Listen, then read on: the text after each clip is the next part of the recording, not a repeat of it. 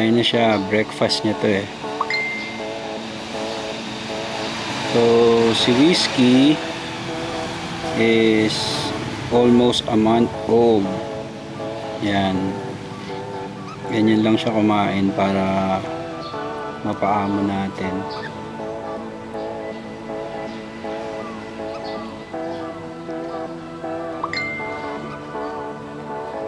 Yan. Mahilig siya sa sulok-sulok. Ganun ata ang characteristics ng ALBS. So, mahilig sila sa mga makikipot na place. Mahilig sila sumuot-suot. Yan. Playful din sila.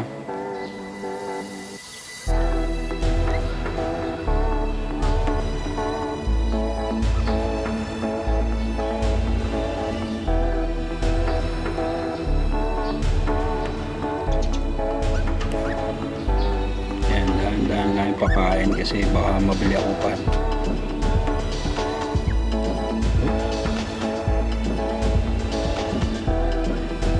Medyo maingay yung mga neighbors natin ngayon. Whiskey, gumagawa sila ng bahay, no? Yan, medyo madumi yung big mo. Linisin natin. Takaw mo Whiskey, ha?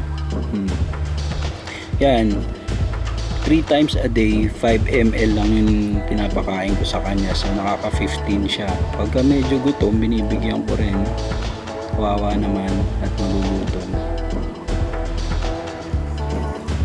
Ayan. Maganda ka pala sa araw, Whiskey, ha? Come on. Ayan, lalapit na naman siya sa sulok, sa itim. Mahilig sa itim eh. Ayan, oh. Baba, balik. Here. Up. Oops, ayan na naman. Nalapit na naman. Nakatay talaga ito. Babalik na kita din sa cage mo. Come on. Here, diyan ka na.